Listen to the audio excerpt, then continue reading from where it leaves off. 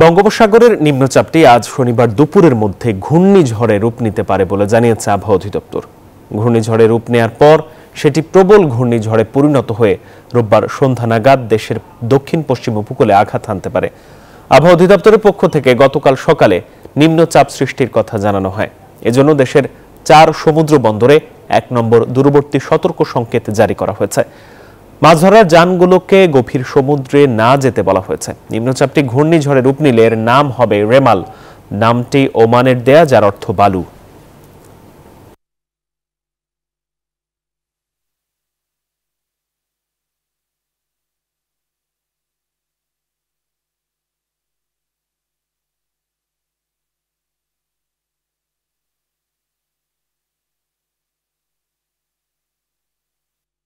বঙ্গোপসাগরে সৃষ্ট লঘুচাপের প্রভাব কিন্তু উপকূলে কিছুটা পড়তে শুরু করেছে। সকালে আমরা উপকূলের আকাশে রোদ দেখলেও এখন আকাশ মেঘাচ্ছন্ন রয়েছে।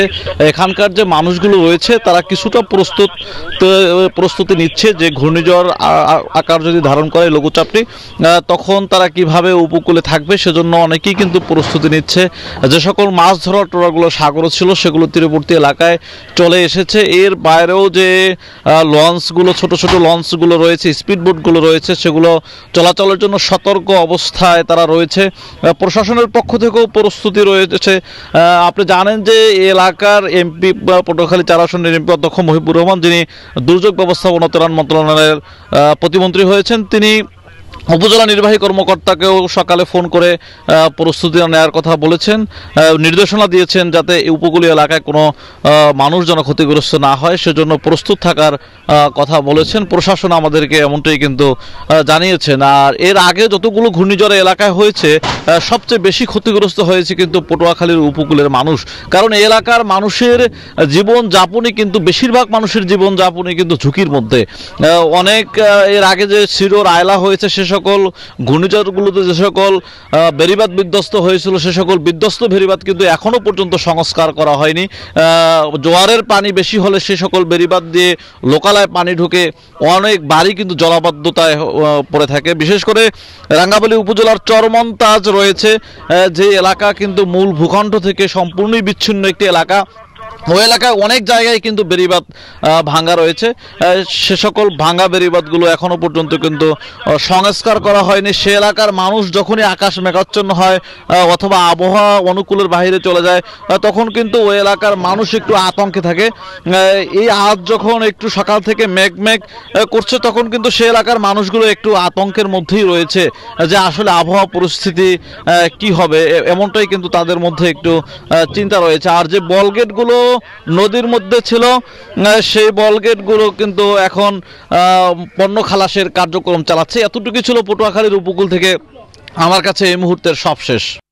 ধন্যবাদ জুবায়ের। আপনি যেমন পটুয়াখালীর চিত্র তুলে ধরছিলেন, ঠিকই একই অবস্থা খুলনাতেও। এখানে কিন্তু সূর্য আছে, সূর্য সকাল থেকেই উঠেছে, তবে মেঘও আছে পাশাপাশি। আর গুমোট একটা অবস্থা, এখানে ভ্যাপসা গরম চলছে। বাতাস কিছুক্ষণ আগে সামান্য বাতাস বইছে, তবে বিগত দিনের যে অভিজ্ঞতা, সেই অভিজ্ঞতার আলোকে একটা জিনিস বলা যায়, সেটা হলো যে আইলা, সিডর, আমফান, ফণী, এই যে ঘূর্ণিঝড়গুলো হয়েছে, জলোচ্ছ্বাস হয়েছে, তখনকার যে আবহাওয়া অর্থাৎ একটা গুমোট ভাব, সেই ভাবটা কিন্তু ইতিমধ্যে শুরু হয়েছে। এখানকার প্রশাসনিক যে কার্যক্রম সেটি যদি জানাই, সেটি হচ্ছে যে জেলা প্রশাসন ইতিমধ্যে মাঠ পর্যায়ে যে যারা কাজ করবে, দুর্যোগ ব্যবস্থাপনায় যারা কাজ করবে, তাদের নিয়ে কিন্তু ইতিমধ্যে একাধিক বৈঠক করেছেন এবং প্রস্তুতি সম্পর্কে তাদেরকে ধারণা দিয়েছে। বিশেষ করে আপনি জানেন যে খুলনা, সাতক্ষীরা, বাগেরহাটের 6টি উপজেলা একেবারে সাগর ঘেঁষা বা সুন্দরবন ঘেঁষা। এই অঞ্চলের এই 6টি উপজেলা কিন্তু খুবই ঝুঁকিপূর্ণের মধ্যে আছে। তার মধ্যে শ্যামনগর, সাতক্ষীরার শ্যামনগর, আশাশুনি, খুলনার দাকপ, কয়রা এবং মোংলা উপজেলা, বাগেরহাটের মোংলা, শরণখোলা, এই যে উপজেলাগুলো আছে সেখানকার প্রস্তুতি কিন্তু একটু ভিন্নতর। সেই হিসেবে জেলা প্রশাসন অর্থাৎ 3 জেলার জেলা প্রশাসনের পক্ষ থেকেই সেই প্রস্তুতি সবাই ইতিমধ্যে করে ফেলা হয়েছে। এখন পর্যন্ত আবহাওয়া সূর্যোজ্জ্বল আবহাওয়া, তবে দুপুরের পর নাগাদ কি হয় সেটি এখন দেখার অপেক্ষা। এই ছিল আমার কাছে সর্বশেষ। আমরা চলে যাচ্ছি কক্সবাজারে, সেখানে আছেন সিয়াম। কক্সবাজার সমুদ্র সৈকতে আছি।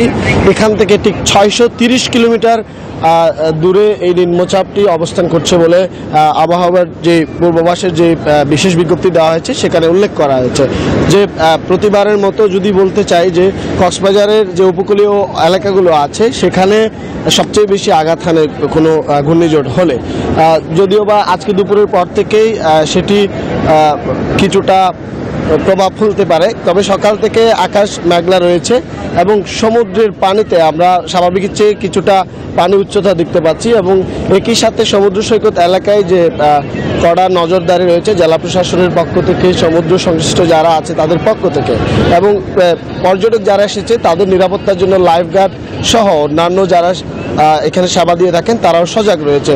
সমুদ্রে একেবারে পানিতে নামতে দেওয়া হচ্ছে না, কিছুটা জোয়ারের পানি বাড়ছে, সেই সাথে অন্যান্য যেই ঝুঁকিপূর্ণ এলাকাগুলো আছে সেখান থেকেও মানুষদেরকে সতর্ক করা হচ্ছে। এবং বলে রাখি যে কক্সবাজারের উপকূল যে এলাকাগুলো আছে মহেশখালী, কুতুবদিয়া সহ অন্যান্য জায়গায় সেখানেও জেলা প্রশাসনের তৎপরতায় সতর্ক করা হচ্ছে। এখনো পর্যন্ত 1 নম্বর দূরবর্তী সতর্ক সংকেত রয়েছে কক্সবাজার সমুদ্র সৈকতে। কক্সবাজার সমুদ্র সৈকত থেকে আমার কাছে এই ছিল সর্বশেষ। ফিরে যাচ্ছি স্টুডিওতে মাহমুদের কাছে। জি, সিয়াম, শাহিন, জুবের, আপনাদের তিনজনকে ধন্যবাদ।